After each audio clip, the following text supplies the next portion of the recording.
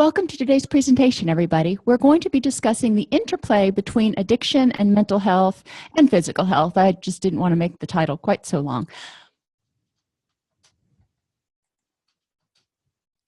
Over the next 45 minutes or an hour, we're going to define co-occurring disorders, identify the impact of addiction on the individual, identify the impact of mood disorders on the individual, identify the impact of chronic illness or pain on the individual, and then explore the interplay between the three. Obviously, in this presentation, we're talking about the individual. We know that as a person's mental health or physical health decompensates, there will be effects in their relationships, and which will have kind of reverberating effects, but we just don't have time to cover all of that in this hour. So right now we really want to just look and understand the interplay and why it is so incredibly important to treat the co-occurring disorders concurrently, not prioritize and go, well, we'll treat this one, and then, you know, when that one's cured, we'll treat this one, and go down sort of a linear thing, which takes me to my next slide. Shout out to my Whovian friends. People assume that time is a strict progression of cause to effect. From a nonlinear, non-subjective point of view, it's more like a big ball of wibbly-wobbly, timey-wimey stuff. This is true about co-occurring disorders too. It's not linear. You can't say this caused this and then this caused this. They have reciprocal effects and they feed back in on each other. Why is that important? Because, well, it's important for a lot of reasons. Number one, the cool thing is if you pull one string, for example, sleep, which is one of my favorite things in the world, and you start improving people's sleep quality, whatever you have to do to improve that sleep quality is probably going to have positive effects in the other areas of life. Likewise, when people stop sleeping, you know, maybe you're studying for final exam, or you have a big project due at work, or you've got a little one at home and you're getting up every 3 or 4 hours to feed the baby, whatever the case may be, as our sleep goes down and our sleep quality goes down, it also has wibbly wobbly effects on all other areas of our life. You're never going to be able to watch Doctor Who again without hearing me say that. So why do we care? Co-occurring disorders, and I like the term multi-occurring disorders, but it doesn't really exist, so we'll stick with what exists. Co-occurring, things that occur at the same time, and there can be multiple co-occurring disorders, are the expectation, not the exception. Okay? We are not looking at someone who comes in and they just present with addiction and go, hey, you know, I have an addiction, but my mood is great, my self-esteem is great, I have no pain, I have no physical problems, my relationships are awesome, I just want to quit abusing alcohol. It just doesn't happen like that. So what we need to do is understand the person as a whole. A person who's sober, for example, but depressed is at risk for relapse into addiction. When you have someone in early recovery, and they're not using alcohol, so they're clean. They may not have really mastered all of those new coping skills and coping tools yet, and that new lifestyle, and they're depressed. Now, we know that people use addictions as a means of escaping from distress.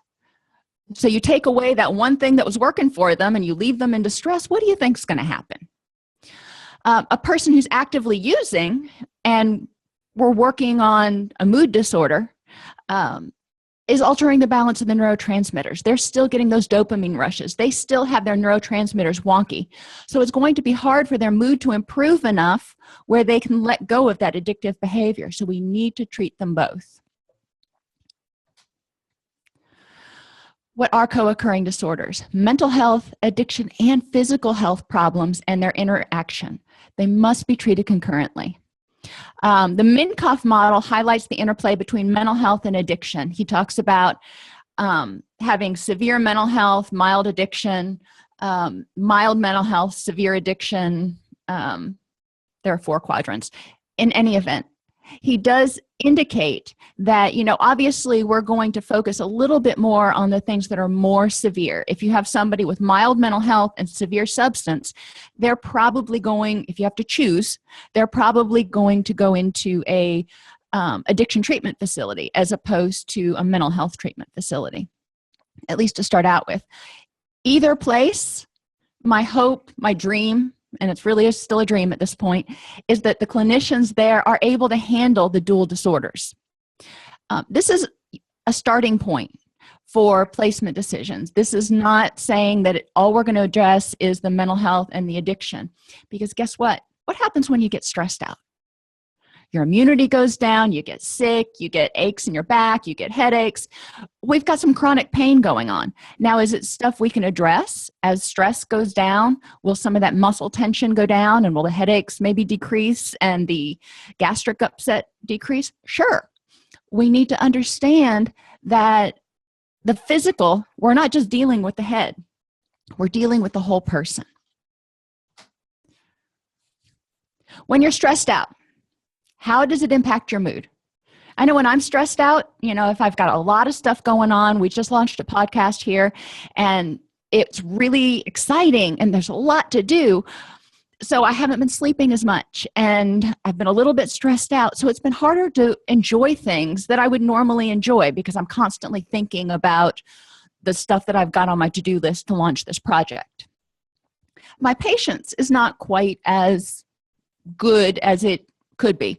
Patience is not a virtue I have anyway, but I know that when I get stressed out, my patience will go down. It's harder to enjoy things. It's harder to concentrate sometimes because you've just got a million things running through your head. And whether it's stressed out about a project at work or how you're going to pay the light bill, it's still stress. And there's still thoughts running through your head. Problem solving and creativity. For many people, this goes down when they get stressed because they start feeling more boxed in. Sleep, even if you are sleeping enough hours, if you're in bed enough hours, your sleep may be restless. It may be great, but it may be restless. Energy levels, because you're exerting so much energy on whatever it is that's causing you stress and whatever it is you're trying to deal with, your energy levels for everything else may go down.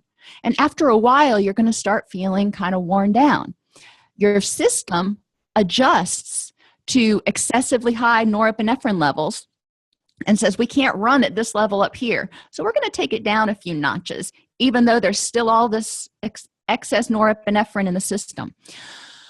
So it's important to understand that our body wants to protect itself and is going to slow you down, whether you like it or not, after a period of time.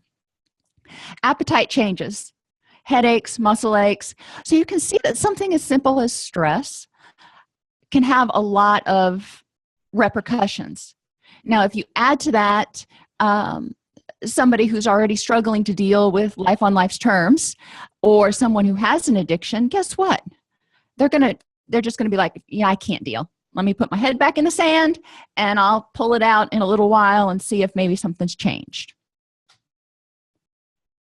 People with addictions are trying to get some relief from emotional or physical distress. I get this.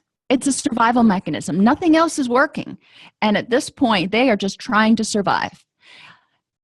Unfortunately, whether the addiction is behavioral or chemical, you're creating an imbalance in the neurochemicals in the brain, which are going to keep you or going to exacerbate the anxiety and the depression. And if there's schizophrenia and bipolar and other stuff, it may exacerbate some of that too. But understanding that when those neurochemicals are out of balance, and I've used the analogy before of making a good marinara sauce, you have to have the parsley, the fennel, the oregano, the basil, all in the right combination in order for it to taste good. The same thing is true for the chemicals in your brain. You have to have the dopamine, the serotonin, the norepinephrine, the acetylcholine, and the glutamate, all in the right combinations to feel good. And your body has this predetermined recipe. It's just a matter of letting it create that recipe instead of trying to artificially bump one up with addictions or self-medication of some other sort. So mental illness effects. When somebody is, and I hate the term mental illness, I really do, because it sounds so pathologized. When someone is depressed, Emotionally, they're going to feel depressed, and it's going to be hard to be happy. That's kind of part and parcel of the definition.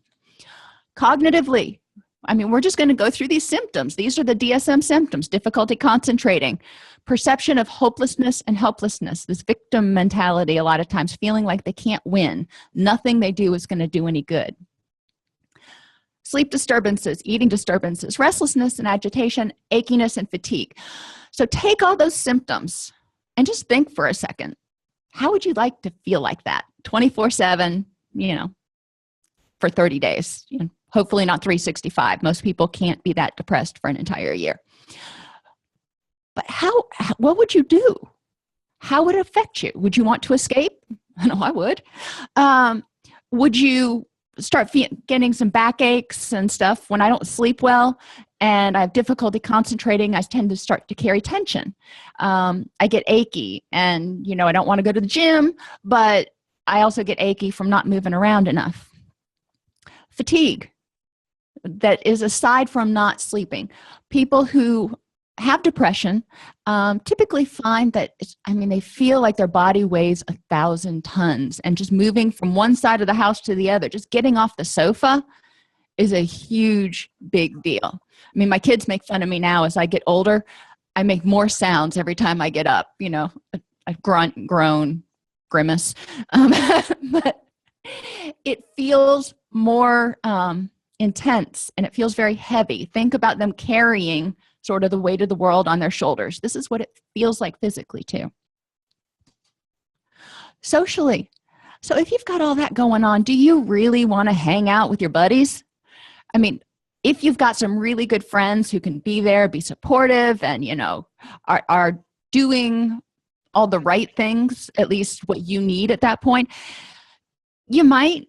But sometimes it's just like, I can't even deal with that. I hear that your heart's in the right place, but I don't have the energy to put on any kind of happy face or face at all right now. I just can't deal with people.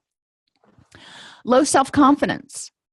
Okay, if you're feeling this way for a while and you're starting to feel hopeless and helpless, you don't feel like you can break out of the depression, your self-confidence may start going down. And as your self-confidence starts going down, your desire to do stuff goes down, which then makes your self-confidence go down even more, and you start withdrawing.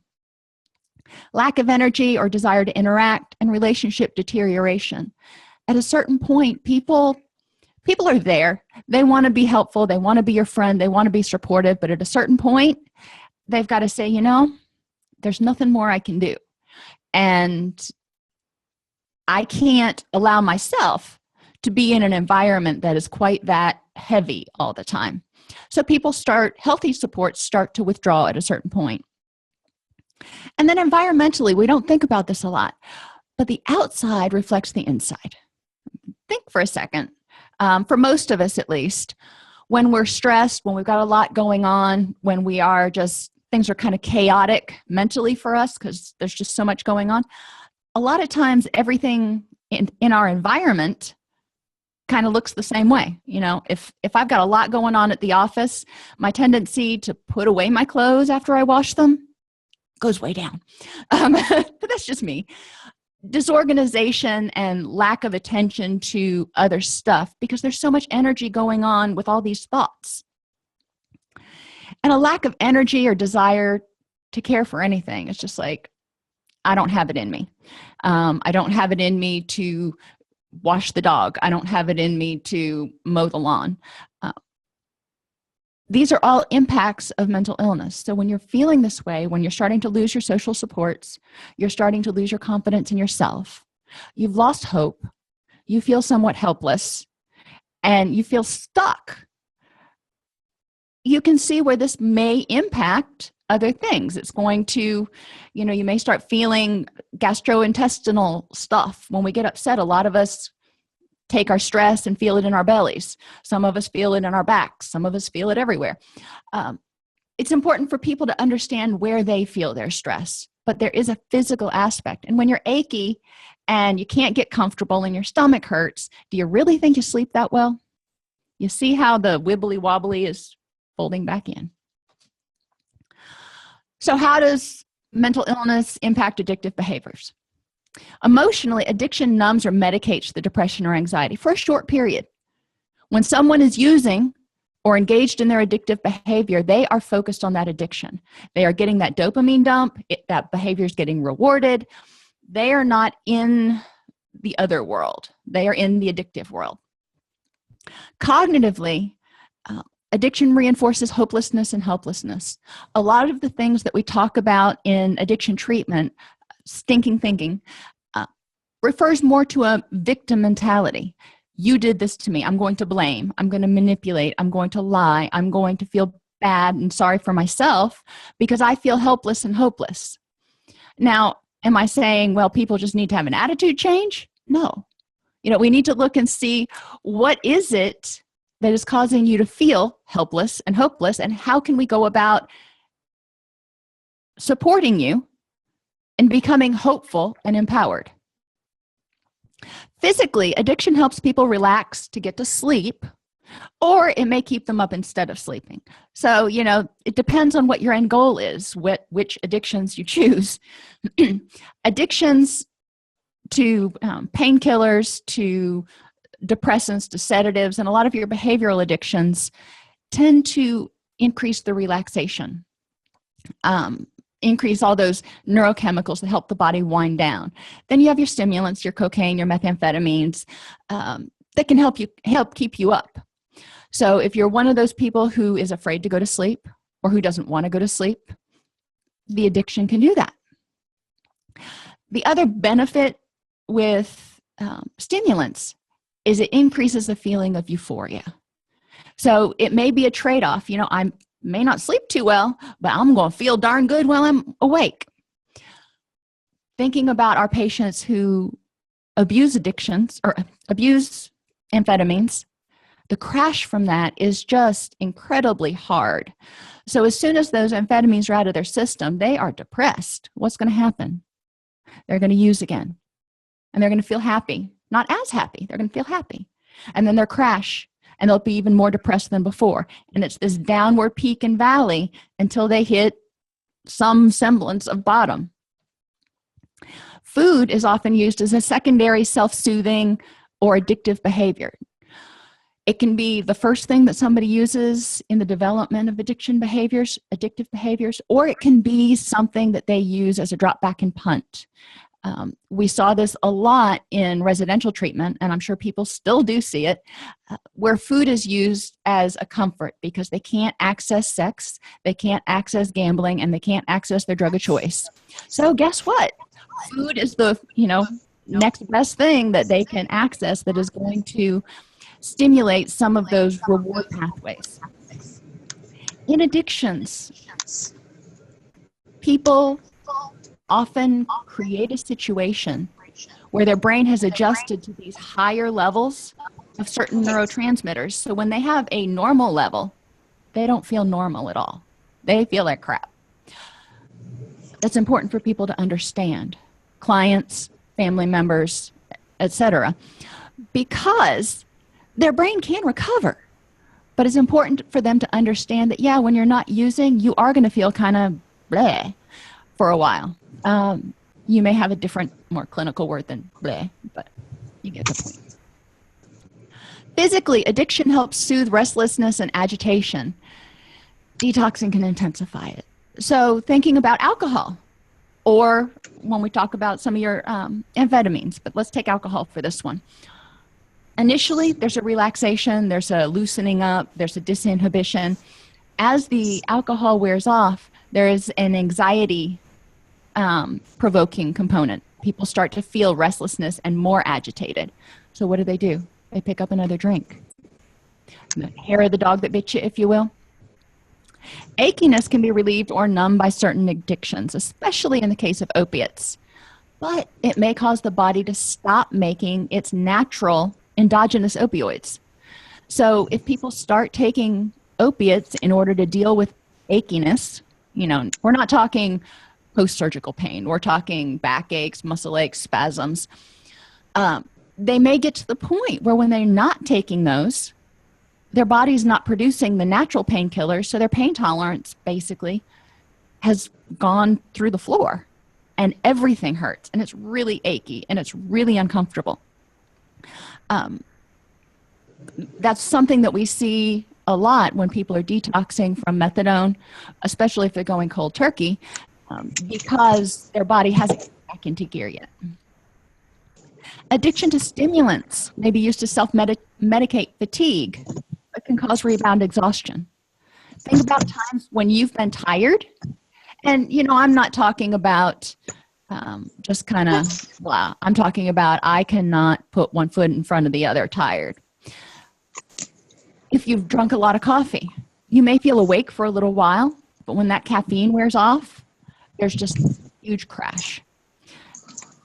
Take that, multiply it by like 50 for methamphetamine.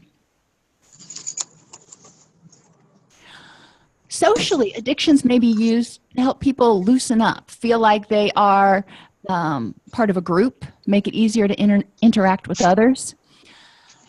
So the addiction, if someone is withdrawing from their friends or their friends are withdrawing, remember going back to the mental illness, it may help them feel a little less depressed, a little less anxious. It may help them feel more sociable, more confident. And it may provide an alternate peer group that is more tolerant of the depressive behaviors.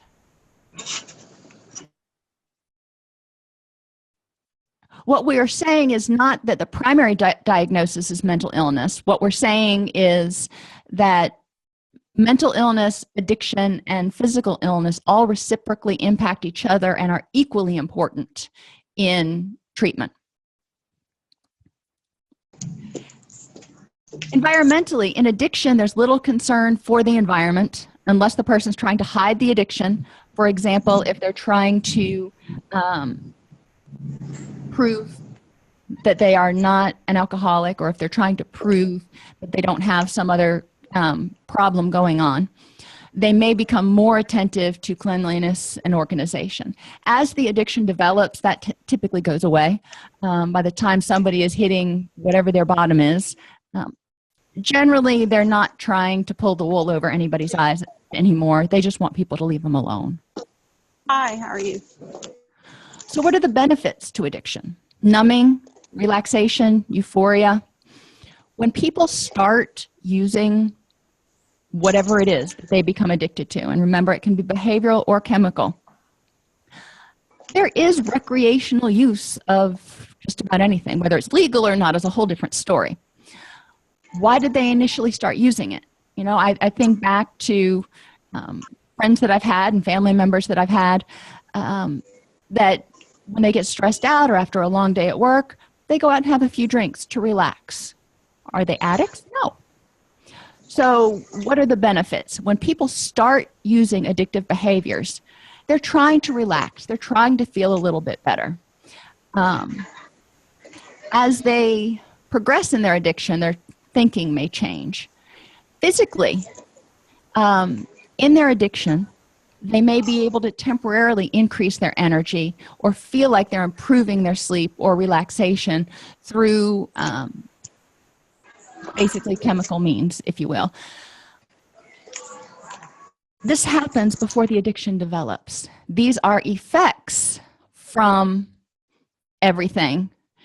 These are effects that people may seek out when they begin a pleasurable behavior. How does it become an addiction?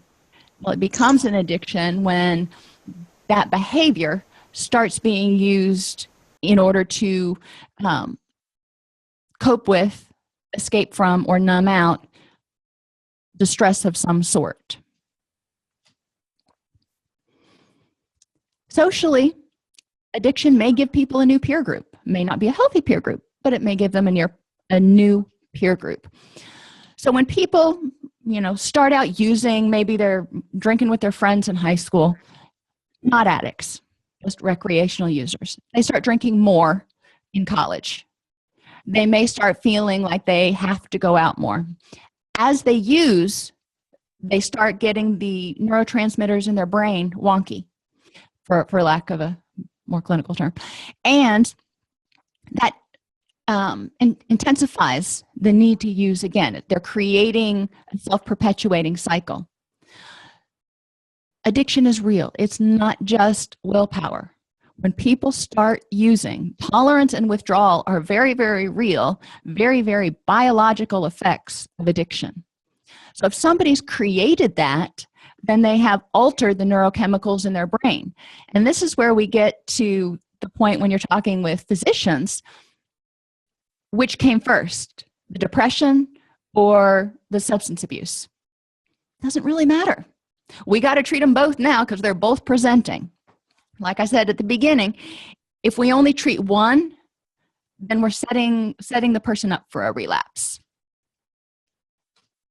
In long-term treatment, when you're looking, on the long haul, if the person had relatively balanced neurochemicals from jump, and their brain chemicals and their mood and everything else got out of whack from use, then it follows that with time and treatment, their brain can recover and the mood disorder will remit.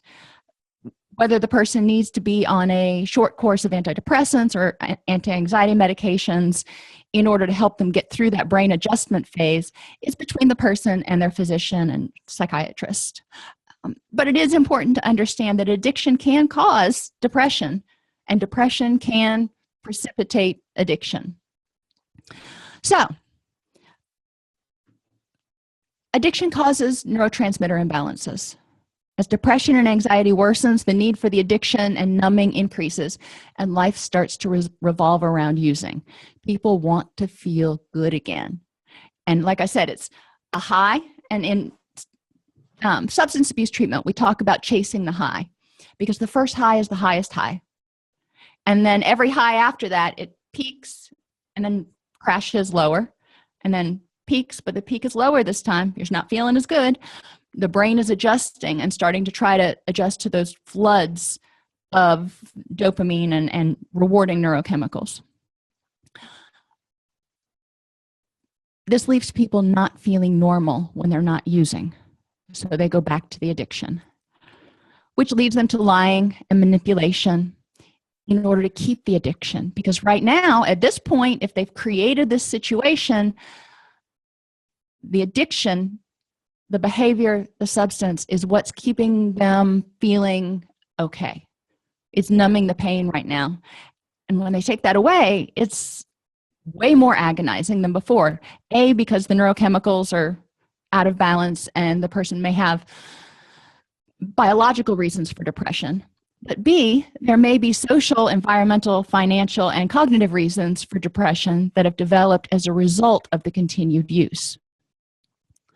Physically, addiction disrupts circadian rhythms through too much or too little sleep. And you know how much, I said before, how much I love sleep and how important I think circadian rhythms are, because your body regulates your neurochemicals. Serotonin is excreted when you start relaxing, which serotonin is converted to melatonin, which helps you sleep. If you start messing that up and having serotonin too high at certain levels or too low, sleep is going to be affected. If you don't have enough serotonin, you can't make enough melatonin, your sleep is not going to be good. Addiction, by the same mechanism, can alter hunger cues and can cause health problems which lead to chronic pain. Socially, addiction becomes the person's best friend.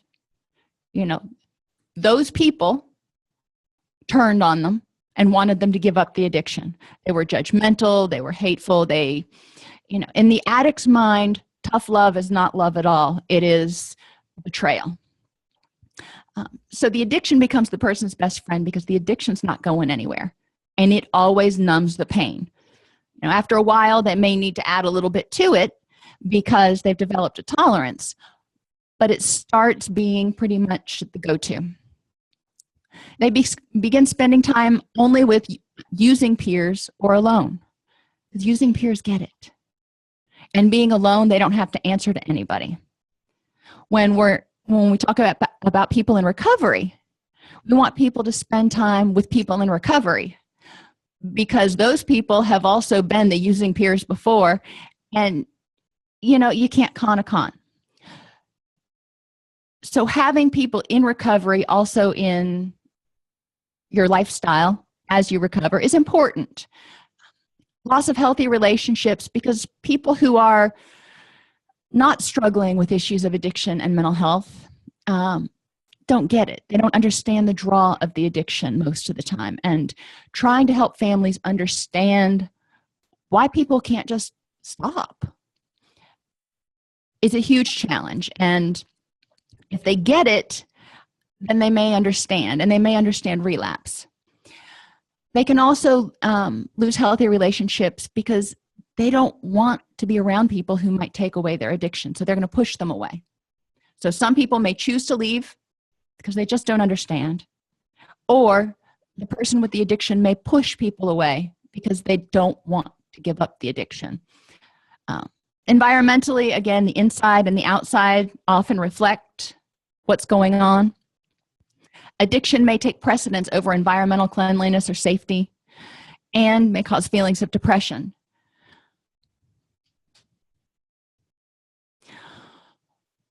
So where does chronic pain come in? Well, you know what? A lot of people experience chronic pain, and it can be from an injury, it can be from a disease, or it can be from stress, chronic migraines, you name it. It's not for me to say who has chronic pain. Fibromyalgia, it's not for me to say whether your pain is intense enough and chronic enough. If it is disrupting your life in one way or another, then we're going to talk about chronic pain, because it's having a negative impact on your life, which can cause mood problems, which can cause you to want to escape through addiction. Think about the last time you were in a lot of pain. About 3 weeks ago, I had a double ear infection, and I don't get ear infections often, but I have no tolerance for ear pain at all. And I was trying to work. I couldn't focus. I was trying to find the phone number for the doctor. I couldn't even remember what to Google. I could not focus because I was in so much pain. It causes a difficulty concentrating. So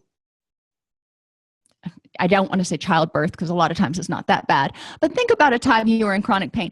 How able were you to concentrate? How able were you to look at the silver lining of everything versus being, oh crap, it's a rainy day and it's hot outside and, I just washed the car. A lot of times when people are in chronic pain, their mood is lower. We know that serotonin is involved in pain tolerance.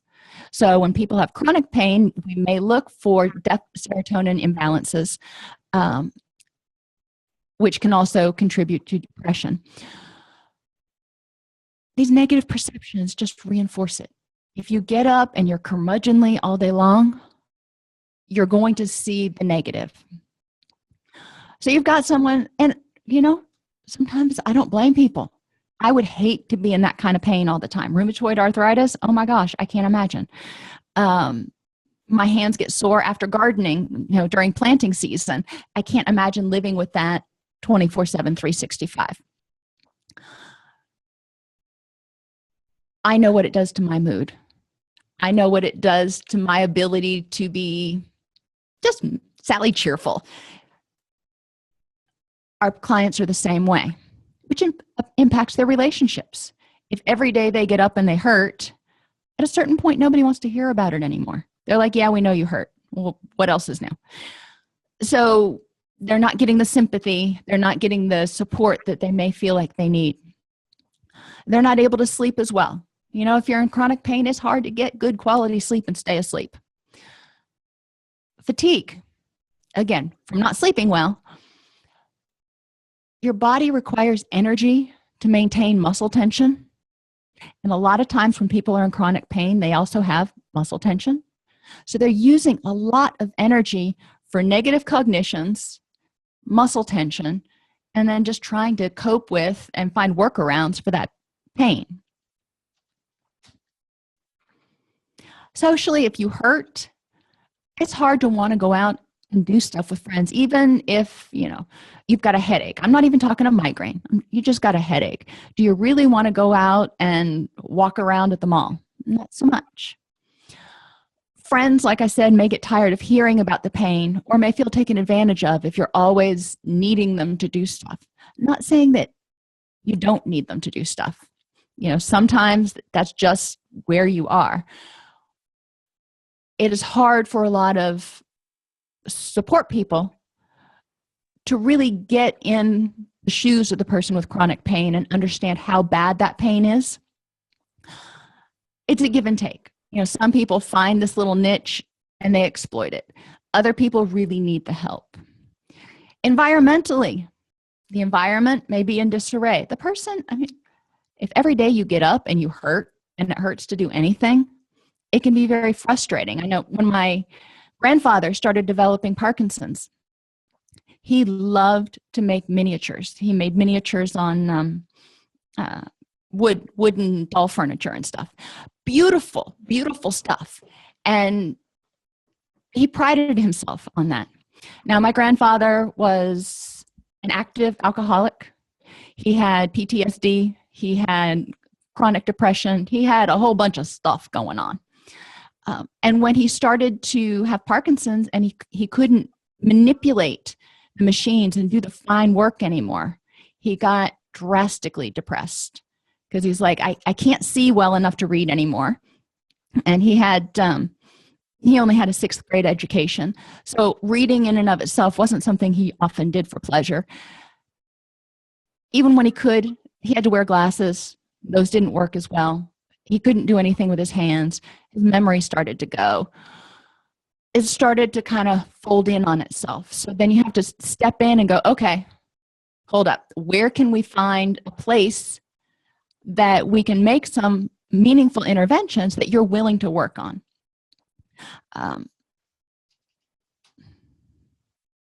So chronic pain, addiction, and mental illness. Emotionally, if someone's in chronic pain, they may take opiates. They may have to take opiates because of the pain. And I'm not saying opiates are bad. Opiate addiction is bad. But opiates can be used appropriately. But they can intensify depression.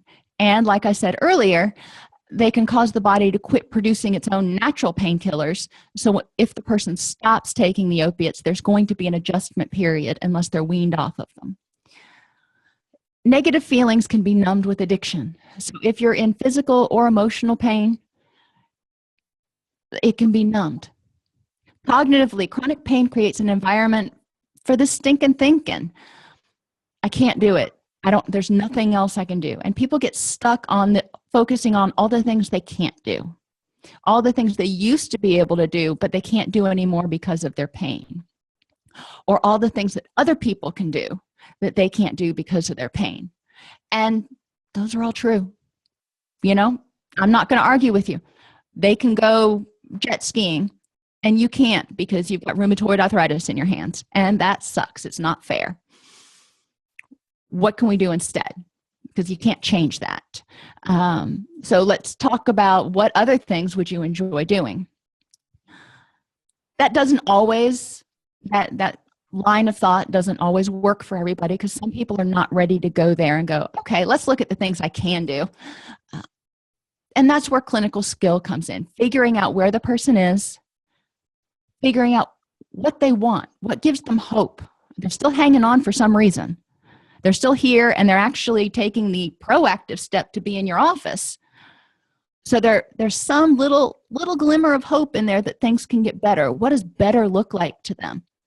And then we can start working backwards, identifying the things that are most important to them first. Because like I said, once you start making changes in the system, that wibbly wobbly, timey-wimey stuff, everything starts impacting everything else. So a positive change in one area produces positive changes in other areas. It's also important to remember that if people are not motivated to work on something, it's not going to help. And dealing with their depression, that's a big goal. They may be motivated to work on their depression because they don't want to feel like this anymore. But the interventions that we put forth that, okay, well, we may need to look at doing this, this, and this, each intervention has its own level of motivation. Some people may be really motivated to come to counseling 3 times a week, but not so motivated to start exercising. So one of the things that you want to consider is, where's the person's motivation? We want to set them up for success. We don't want to say, well, you have to start with the cognitions, and then we'll start working on the stuff you want to work on too. So a question comes in: do we see different approaches or success depending on what part of the system someone presents in?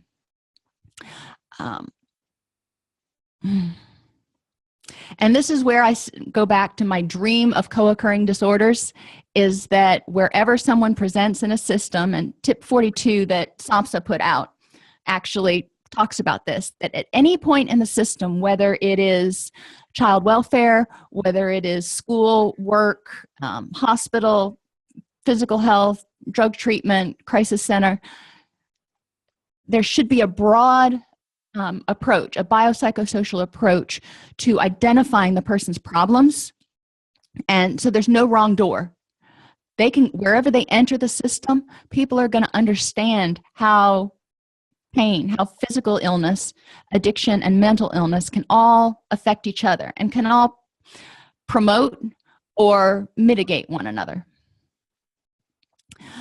So yeah, I mean, we do see definitely different approaches. I don't know that I would say different successes, because right now, from what I've seen in most cases, most places are still maybe co-occurring enhanced, but they're still, if they are co-occurring enhanced, they're still only addressing mental health and addiction. They're not even considering this physical aspect over here.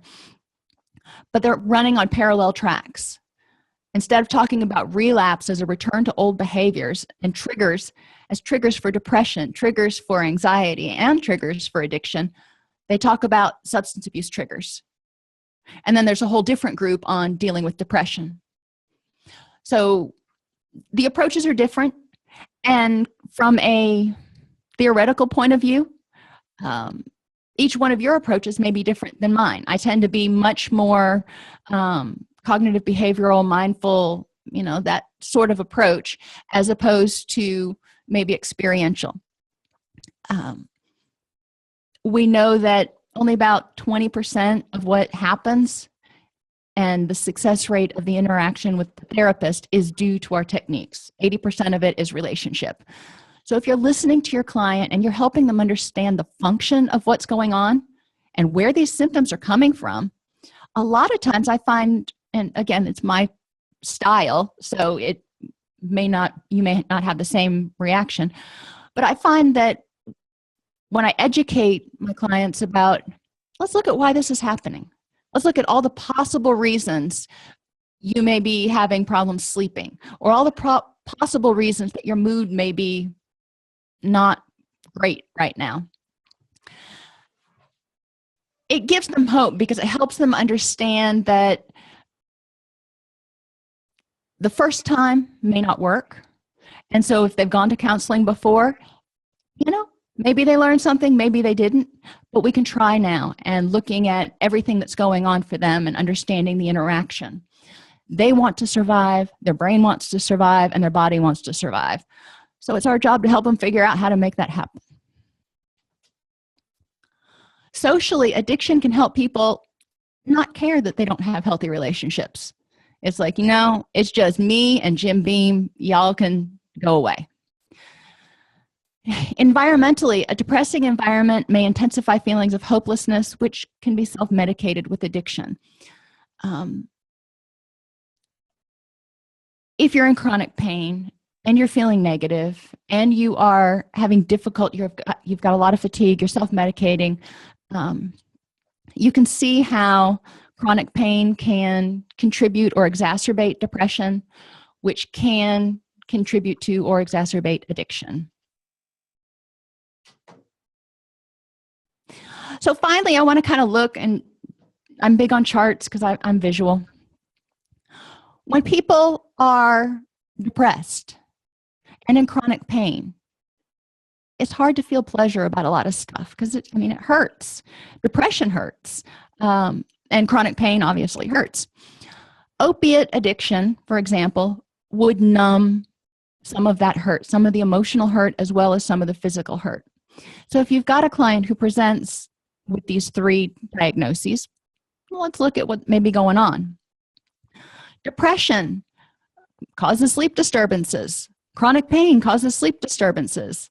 Opiates help people sleep. It seems like a survival sort of thing is going on here. Now, remembering that the opiates are causing their own set of problems. I'm not saying this is a great solution, but I want you to understand the motivation behind it. Depression, there's a sense of hopelessness and helplessness. Chronic pain, same thing. I can't get the pain to stop. I wake up, I just wish I could wake up one morning and get out of bed without feeling like somebody is stabbing me in the foot, or whatever the case may be for your clients. Difficulty concentrating. True in depression, true with chronic pain. Low self-esteem, not feeling good about who you are. When you're depressed, if the self-esteem problems probably started before the depression, but let's just say it's because of the depression. When you're depressed, you don't have the energy to get out and do things. You may start feeling guilty. You may start feeling like you are not the parent you want to be. You're not the spouse you want to be. You're not the employee you want to be. You're not the person you want to be. So self-esteem goes down. Chronic pain is the same. Sometimes you feel like, the talents you did have were stripped from you, or, because this ongoing chronic pain, you don't feel like you're able to be useful, which may contribute to feeling less than good about yourself. Depression causes pain. We know that people have aches, pains, joint aches, but we also know that, especially if the depression is caused by low serotonin, that people may have a lower pain tolerance. In chronic pain, you've got pain. With opiates, if the person is taking opiates and abusing opiates, sometimes they report they feel like their uber selves. That was one of my clients' terms, and I'm okay. It was actually anxiety reducing because he didn't care about anything. It was kind of his, well, you get the idea. He didn't care when he took the opiates. When people stop feeling the pain, the physical pain, and when they're taking the opiates, they may stop caring so much. They may not care about their self-esteem. They're just kind of in this la-la land. It does numb the physical pain, but it also, in most people, increases fatigue, which depression and chronic pain do too. So if your client presents with all three of these, I'm going to look at all the symptoms that the person's presenting with, and I'm going to say, okay, what do you feel like would be the first thing that we need to work on? If they want to work on their sense of hopelessness and helplessness, then let's talk about how to do that. If they want to work on their sleep disturbances, again, let's talk about it. But when you set it out logically for clients, a lot of times they will say, okay, when we do treatment planning, or you can say, look at this list and prioritize the three most important things on this list to address. And then let's talk about how we could improve those in ways that have worked in the past. Let's go from a strengths-based perspective. Ways that have worked in the past for you to address this. When you've been feeling down, when you've started to have a depressive episode, what have you done that has helped you feel better? And what's been going on during that time that was contributing to you feeling depressed, blue, however you're feeling. So let's look at the exacerbating and mitigating factors. Figure out what they've done before. Increase that. Figure out what makes it worse and figure out how to get rid of that. Breaking it down in a method that is, it's not linear, but it's concrete for a lot of clients, gives them hope and empowers them because they can say, okay, the first step I've got to do is this. And if I do this, then likely we'll see these following effects. Positive reinforcement. The next step that I want to take is such and such. Break it down so it's meaningful to them and it focuses on what they're motivated to work on, because they're going to do that more than if you focus on what you're motivated for them to work on. So addiction, mental health, and physical illness all impact mood and the neurotransmitters. Eating, which is prompted by neurotransmitters. Sleeping, which is prompted by neurotransmitters and can be made worse by chronic pain. Motivation and relationships. Addictions may temporarily address the issue, but it also intensifies all of the above problems when the person is not actively using. Comprehensive treatment of the whole person is vital. For example, if they are experiencing a lack of pleasure and they want to address that, we need to look at addressing the neurochemical imbalances. Now, that can be through sending them to their doc for meds, sending them to a nutritionist for nutritional advice, increasing activity levels, resetting circadian rhythms. That's a whole different presentation. But we need to figure out how to help them start addressing that imbalance. Help them find alternative coping strategies besides the addiction. This is where the exceptions come in. When you haven't been depressed in the past, what have you been doing? And when you've started to get depressed, what has worked besides the addiction? Identify cognitive issues that may be maintaining the negative mood. Again, that's a whole different presentation.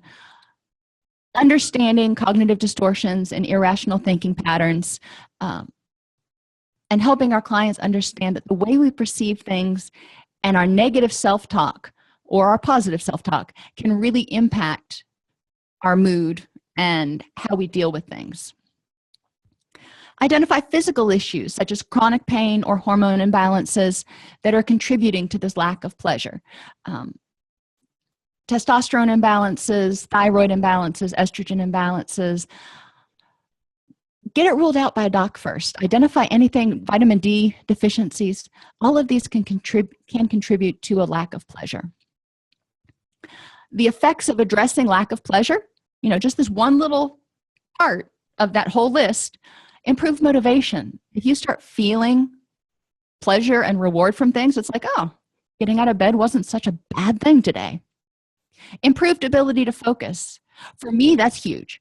I hate it when I can't concentrate. I walk into a room and I'm like, why was it that I came in here? Improved ability to focus is great for people because a lot of times that helps them accomplish tasks that they want to, which is empowering. And improved mood. As you start to get everything kind of back in order, or in order, maybe it never was, mood will start to improve. Now, I personally don't believe there is a magic pill that people can take to make them happy. But a combination of things may be necessary, and some people may need psychopharmacology to help them with pre-existing chemical imbalances. Another example, simple one, sleep disturbances. Address neurochemical pain or other issues causing sleep disturbances. If their serotonin's too low, so they're not getting enough melatonin and they're not able to sleep well, that could be something that maybe be able to be addressed by the doctor.